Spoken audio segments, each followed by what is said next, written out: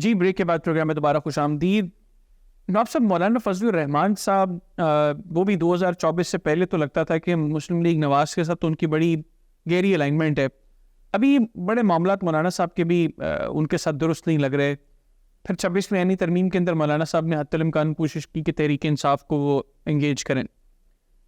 مولانا صاحب جو آج سیاست کر رہے ہیں یہ 2024 کے انتخابات سے پہلے کوئی سوچ پہ نہیں سکتا تھا. کیا یہ بھی معاملہ محمود خان اچکزئی صاحب والا ہے؟ سیم ہے جی. اب دیکھیں نا, وہ قوم پرستی کا چولن بیچتے تھے, یہ مذہب کا چولن دیتے ہیں جی. میں اب سرچ کروں کہ ان کی پولیٹکس میں پہلی بار جب انہوں نے کچھ بیانات دیے تو میں سمجھا کہ ان میں اپڈیٹ آ گئی ہے. میں نے ویل ڈن مولانا صاحب لکھ بھی دیا تھا.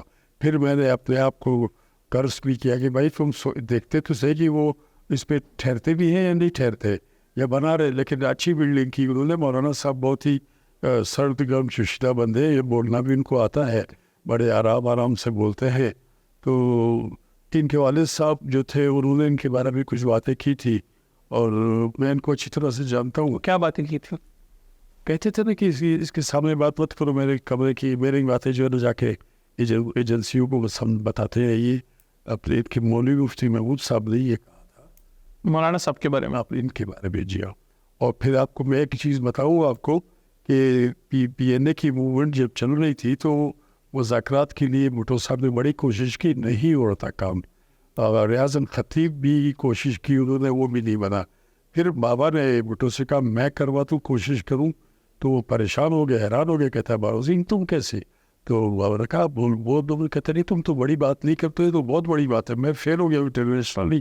بابا نے کہا میں ٹرائی کرتا ہوں, اس لیے ٹرائی کرتا ہوں کہ ان کے یہ ناصر ہے قبیلے کے جی, پشتون ناصر قبیلہ ہے, وہ ہمارے قوم کے بھی ہے وہ, اور وہاں پہ بھی ہے. تو ان کا ایک کزنس ایک فیملی ساری وہ وہاں پہ سمبی میں ہمارے گاؤں میں رہتے تھے. تو مرزا خان ان کا نام تھا, ناصر. اس کے بیٹے جو تھے وہ میرے بھائی کے ساتھ پڑھائے بھی میرے والد لوگوں کو. تو مرزا خان کو بلا کے بابا نے کہا کہ بھائی میں نے بھٹو سے بڑی بات کر کے آیا ہوں, اب میری عزت تمہارے ہاتھ کدیب سردار ہو, ہمارے بڑے ہو, جو حکم میں کہتے ہیں بجاؤ, اپنے کزن کو سمجھاؤ مفتی صاحب کو. تو مرزا خان جو ہے نا چیف منسٹر کے پلین میں گیا باقاعدہ, اور جیسے ہی پہنچا وہاں پہ سیالہ ریسٹ ہاؤس میں اس سے بات کی اور بات ہو گئی. بات ہونے کے بعد بابا کو فون کیا کہ بس مبارک کو بلاؤ سن, اب بھٹو صاحب کے کہیں کہ اس کی عیادت کے لیے جائے اور اس کو ہاسپٹلائز کروا دیں, ان کا انگوٹھا خراب تھا ڈائبٹیز کی وجہ سے. تو اس کے بعد جب وہاں پہ گئے, بھٹو صاحب گئے, اور ساتھ تھے ان کے بھی کچھ ممبرز وغیرہ تھے. تو پھر مولانا صاحب اس وقت ینگ ہوتے تھے تو وہ جیل میں تھے. تو مفتی صاحب نے کہا کہ پہلے تو میرے فضل الرحمان کو جو ہے نا اس کو رہا کروا دو, تاکہ گھر میرا خالی اکیلا ہے, دیوار سنبھالنے کے سب کام آپ کو. تو مذاکرات وہیں سے شروع اور کامیابی وہیں پہ ہوئے. ٹھیک ہے جی.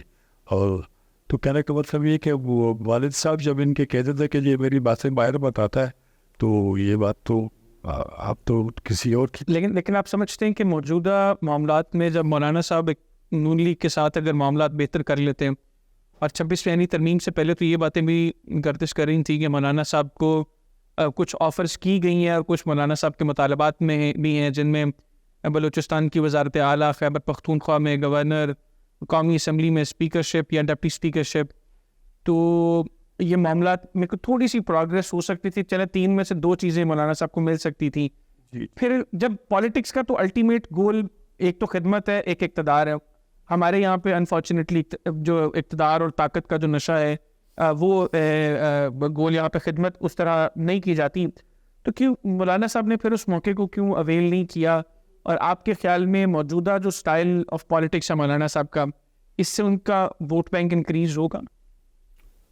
نہیں, ووٹ بینک سب کا جو نا آہستہ آہستہ کم ہو رہا ہے. جیسے آپ کی سیل کھال کے مرتے جاتے, نئی کھال آتی ہے. ٹھیک ہے جی.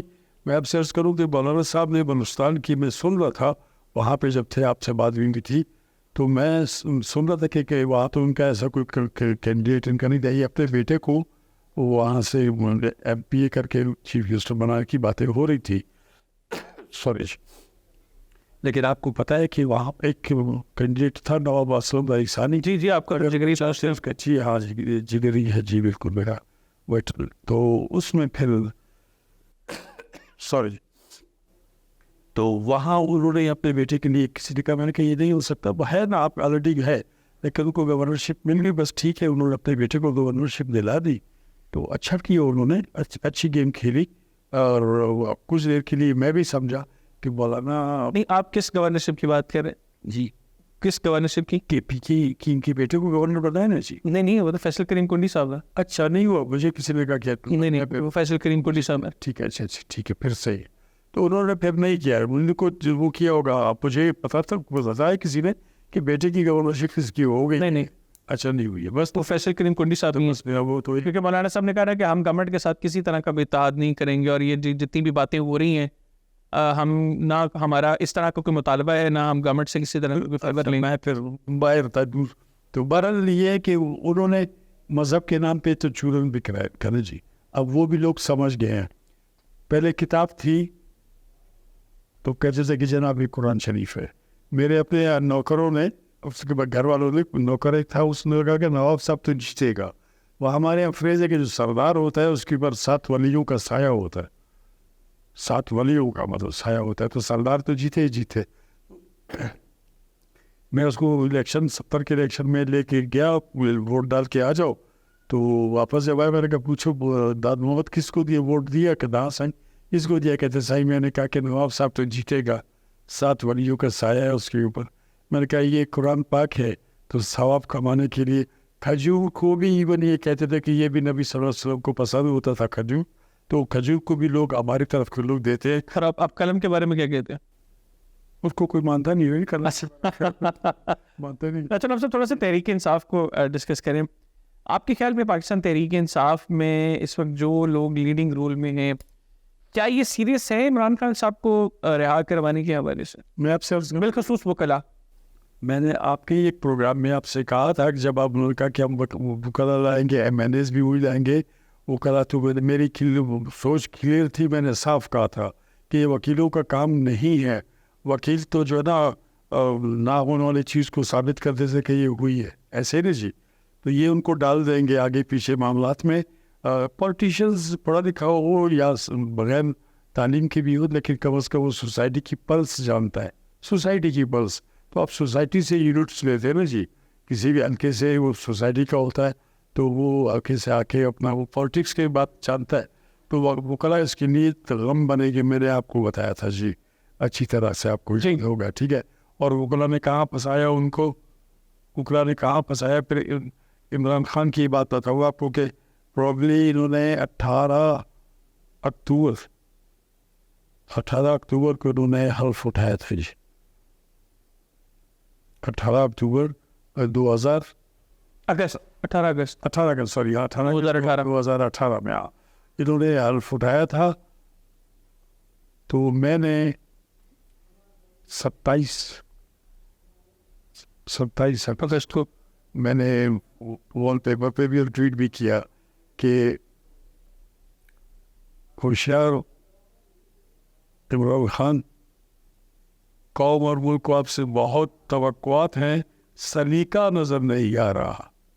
وہ جو مجھے سلیقہ نظر نہیں آیا اس کے باوجود جو ہے نا وہ کیا کہتے ہیں, وہ اب میری بات کی آپ نے سنی نہیں یا اور مجھ سے ملاقات اس کی ہوئی نہیں. کبھی ملے تھے ہم جب میں کیئر ٹیکر چیف منسٹر تھا, یہ شوکت خانم سے وہ ہو رہے تھے ڈسچارج جب گرے تھے, تو پھر میں چلا گیا تھا سے ملنے کے لیے. میں نے کہا اس وقت گڈ ول جیسچرز میں نے دکھائے, لیکن عمران خان نے مجھ پہ نظر نہیں رکھی. ٹھیک ہے نا جی, اگر مجھ پہ نظر رکھتا تو میں شاید اس کی پارٹی. آپ کو نہیں لگتا خان صاحب نے بہت معاملات میں اچھے لوگوں کو یا ان لوگوں کو جو کسی مفاد کی وجہ سے ان کے ساتھ نہیں جڑے تھے, جو جینوئن کاز کے لیے ان کے ساتھ جڑنا چاہ رہے تھے, ان کو اگنور کیا, ان کے ساتھ وہ نہیں چلے, اور آج اسی کی مار بھی کھا رہے ہیں. میں اس کی ایک بڑی مثال ہوں. میں اس کے کام کا تھا, ہم تھنک الائکس تھے. کچھ باتیں وہ کرتا تھا تو میری بھی وہی باتیں ذہن میں ہوتی تھی. لیکن اس کی والدہ نے اللہ بخشے ان کو, انہوں نے کہا تھا نا کہ یہ بیٹا میرا سادہ ہے، وہ خود بتاتے تھے، لوگ بھی بتاتے کہ ان لوگوں کو پہچانتا نہیں ہے، مردم شناس نہیں ہے عمران خان.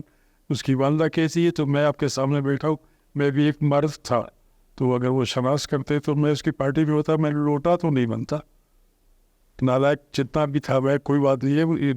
وہ فواد چودھری جیسا بندہ بھاگ رہا ہے، پولیس سے بھاگ رہا ہے، اس کو شرم نہیں آتی ہے.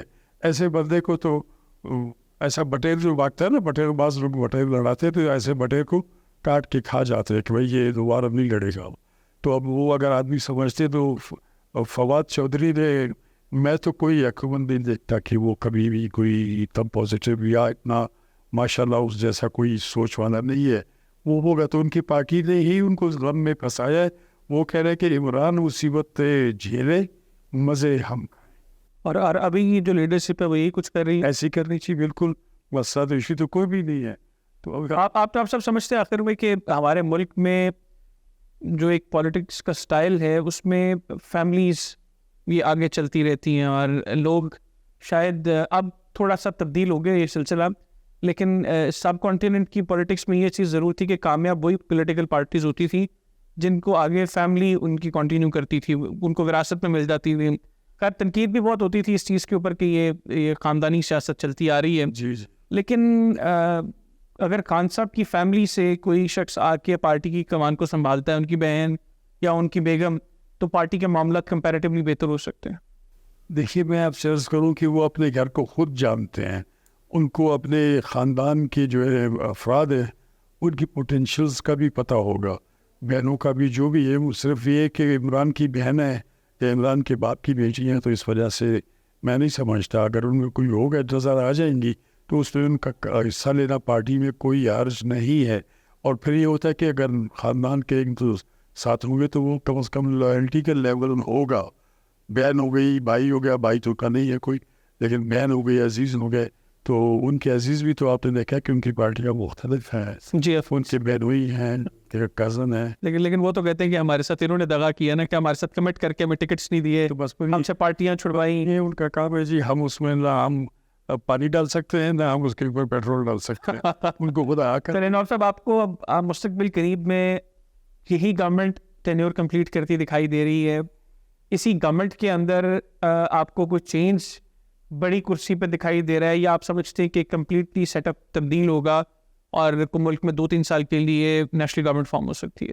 دیکھیے اگر آپ نے کوئی کچھ کام کرنا ہے، زمین خراب ہو گئی ہے، زمین کو ٹھیک کرنا ہے، اس کے اندر وہ چلانا ہے، کیا کہتے ہیں، اپنا بلڈوزر چلا کے لیول کرنا ہے، وہ زمین کو سے لیزر لیولنگ کرنی ہے تاکہ اس کے اوپر اچھا کام ہو، زمینداری بھی اچھی ہو، بلڈنگز بھی اچھی بنے، آئی رہائشی بھی اس پہ اچھی بنے، پھر تو ٹھیک ہے نا جی کہ یہ. لیکن اگر ایسا نہیں ہے تو پھر آپ کیسے کریں گے کہ اچھا کچھ نہیں ہوگا. بلایا تھا پاکستان کو نواز دو، پاکستان کو نواز نے شہباز دے دیا، تو اب یہ کام کیسے ہوگا؟ یہ مجھے ان میں کوئی بھی وہ نظر نہیں آتا کہ یہ کام سیدھا کر بھی سکیں گے. اب اگر پالیٹکس جس طرح کی چل رہی ہے، جو کلاسیکل آپ نے جو کہا نا کہ خاندان جو آگے آتے ہیں تو اس طرح سے کام کرتے ہیں، تو مجھے نہیں لگتا کہ اس گورنمنٹ میں کوئی سوچ ہے جو عوام کی خدمت کر سکے.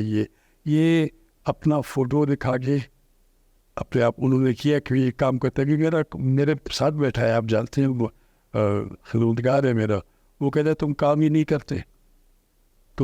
کرتے، نہ نوکریاں دلاتے ہو، یہ نہ وہ. تو میں نے کہا بھائی میں کسی سیٹ پہ تو بیٹھا نہیں. کہتے نہیں آپ بغیر سیٹ پہ بیٹھے بھی آپ بھی کسی سے کم نہیں ہیں، اب صدر سے بھی کم نہیں، وزیر اعظم سے بھی کم نہیں. سوچ یہی ہو گئی نا جی کہ لوگ کہتے ہیں کہ کام کرو اور پیسے دو، وہ اسکیمز دو.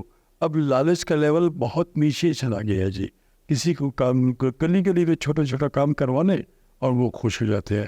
ان کو چانس تھا بہت، میں ملا ان سے، میاں صاحب سے، ان کو میں نے کہا کہ آپ کر سکتے ہیں، اگر پھر خاندان آپ کا واقعی میں بہت اونچا چلا جائے گا، ہم بھی آپ کی تعریف کریں گے. کام والے کے پیچھے جائے گے نا آپ جی.